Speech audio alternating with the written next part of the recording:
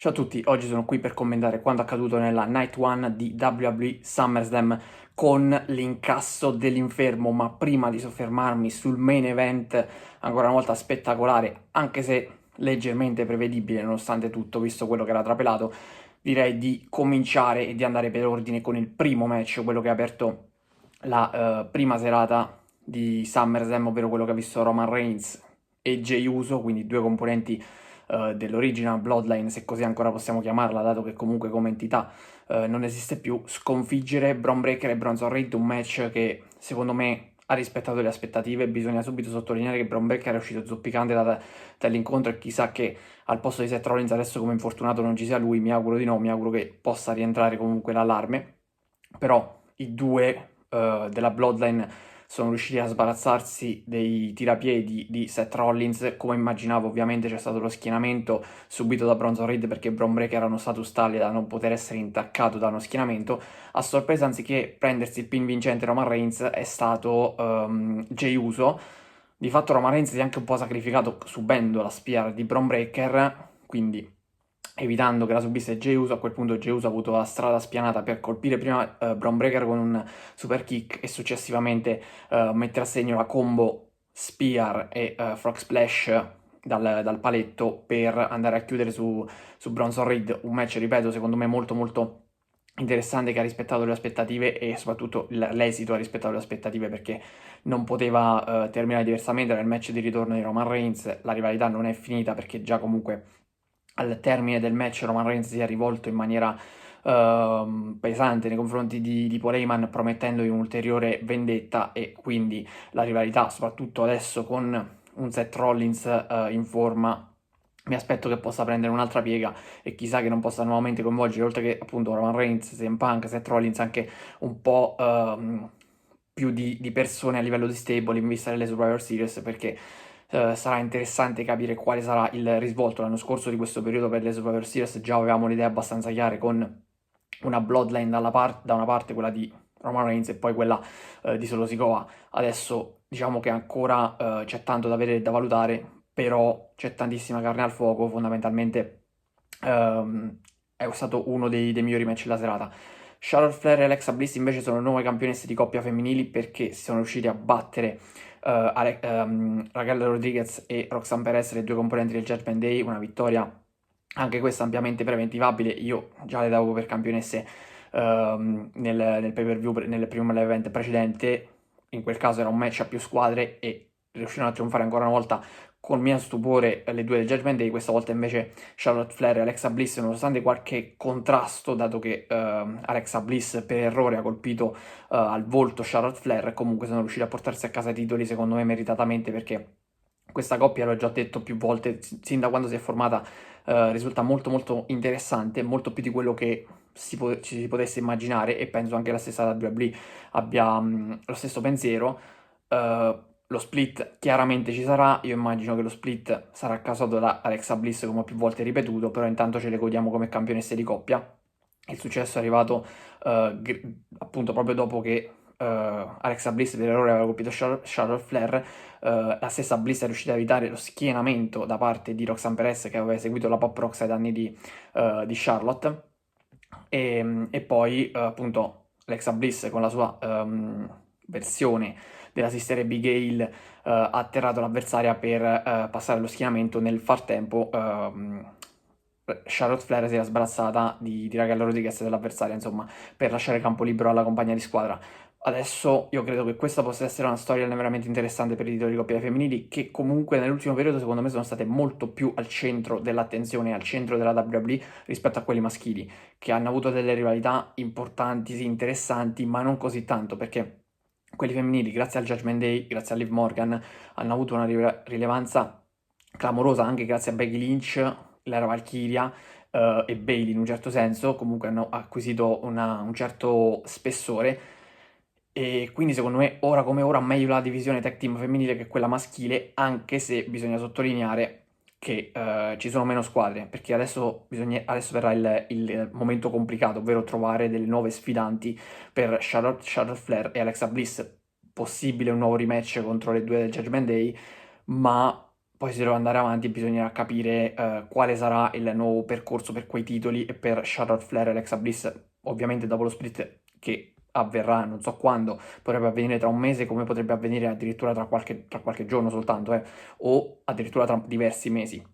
Però mi auguro che le cinture non tornino in mano nuovamente al Judgment Day, ma che si cambi eventualmente. Però per ora, come ho già detto, godiamoci questo regno che secondo me ci regalerà veramente delle sorprese interessanti e dei spunti interessanti.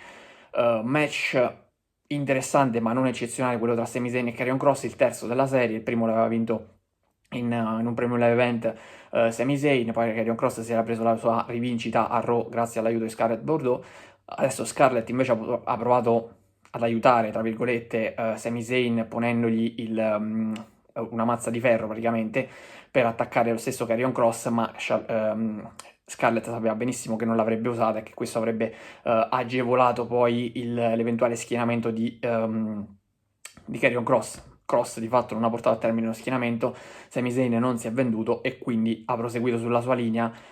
colpendolo prima con la Blue Thunder Bomb, poi schiantandolo con un Exploder Suplex all'angolo e infine schienandolo dopo il suo patentato Elbow Kick, quindi un match abbastanza breve, onestamente mi aspettavo qualcosina in più, però l'esito era piuttosto scontato anche in questo caso, dato che Sami Zayn non poteva non vincere questo match per poi andare magari a puntare a qualcosa di più importante e tornare, non dico nell'up card, ma in un ruolo più rilevante, mentre Karrion Kross il futuro è un'incognita perché non sappiamo cosa succederà, il suo contratto è in scadenza, potrebbe essere rinnovato oppure potrebbe essere stato questo anche o l'ultimo match o comunque uno degli ultimi match di Karrion Kross in WWE, non lo sappiamo, lo scopriremo nelle prossime settimane, anche se proprio nelle ultime settimane, negli ultimi mesi ha avuto più spazio in televisione e addirittura nei primi event, quindi non escludo che questa possa essere comunque una sconfitta da cui ripartire per avere un ruolo più importante in caso di rinnovo di contratto. Tiffany Stratton ha battuto invece Jade Cargill. Questo è stato un match a sorpresa, secondo me un esito a sorpresa perché io avevo dato per certo il successo di Jade Cargill che pensavo diventasse la nuova campionessa, invece ha fallito il primo assalto. Un match secondo me molto molto deludente, brevissimo, è durato 7 minuti, il match più breve della serata, addirittura più di quello che ho appena citato tra Cross e Zayn, quindi veramente poco da dire, mi aspettavo molto di più. Ha chiuso con il suo solito best moonsault ever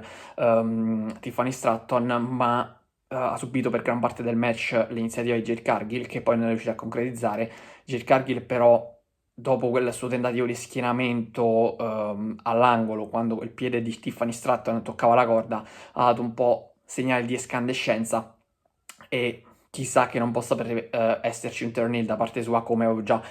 preventivato e previsto, visto che Tiffany comunque, nonostante sia una face un po' atipica, resta face e resta tifatissima dal pubblico, quindi non avrebbe senso farla tornare a nemmeno un anno di distanza dalla parte degli heel. Credo che a quel punto, essendo entrambe face, io pensavo già venisse tutto nella notte di SummerSlam, che comunque pensavo potesse essere il palcoscenico principale e più importante, invece forse il nuovo assalto di Jade Cargill e il successo per diventare campionessa arriverà nella sua versione heel, che tra l'altro è quella che gli ha dato il regno storico da campionessa TBS in AEW. Per quanto riguarda invece il match di coppia tra Drew McIntyre e Logan Paul da una parte e Jelly Roll e Randy Orton dall'altra, anche qui c'è stata una sorta di sorpresa a livello di pronostico, anche se io comunque pensavo fosse abbastanza tirato. Credevo che potesse vincere Randy Orton e Jelly Roll, soprattutto per una componente, diciamo, dell'ospite, no? Del fatto che c'era Jelly Roll da quella parte e al suo match ufficiale, insomma, WWE pensavo portasse a casa la vittoria.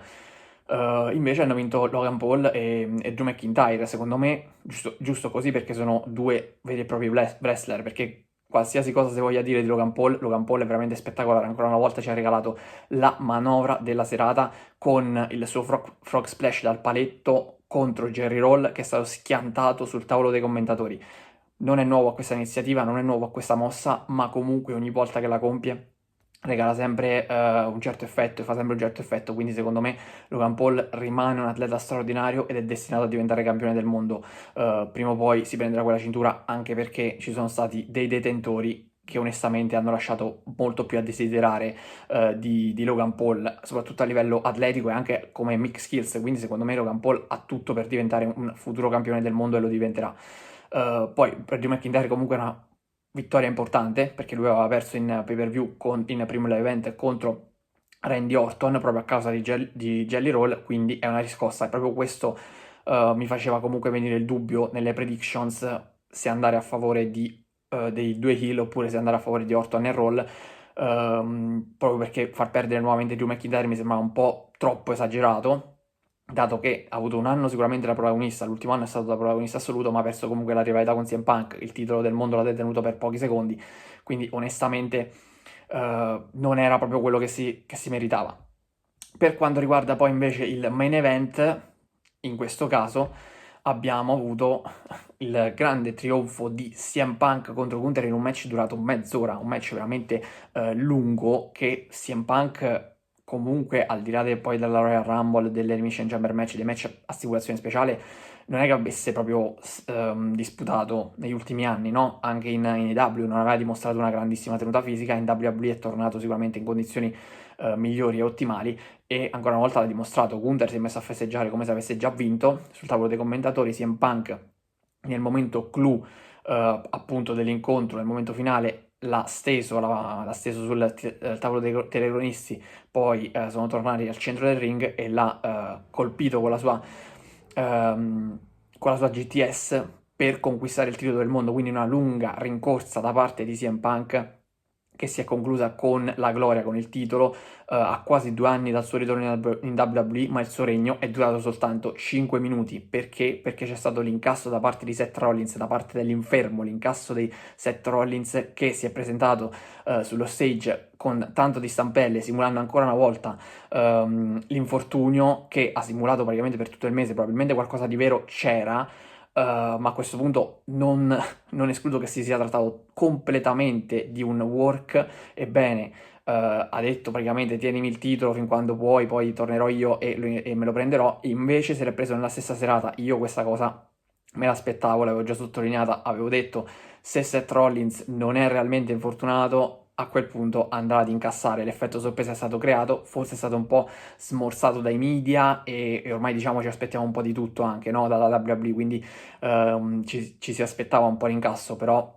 resta comunque, quando viene incassata la valigetta, un momento storico ed incredibile, nonostante magari qualcuno se lo possa aspettare. Poi questo penso che sia l'apice di una rivalità appunto altrettanto spettacolare tra Seth Rollins e CM Punk, che coinvolge anche Roman Reigns, per riallacciarmi comunque al match di apertura.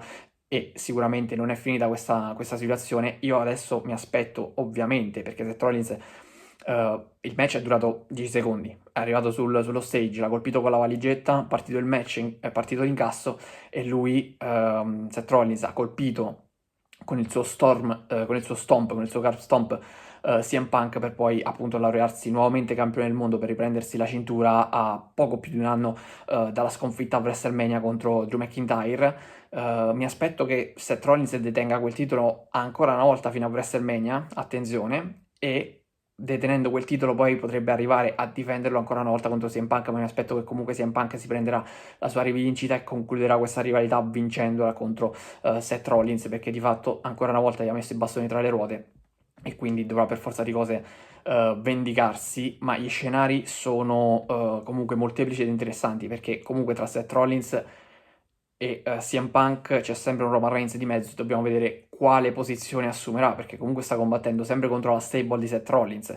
e le ambizioni titolate di Roman Reigns, che quel titolo finora non l'ha mai detenuto, perché tra l'altro tra i tre è l'unico adesso a non averlo mai detenuto.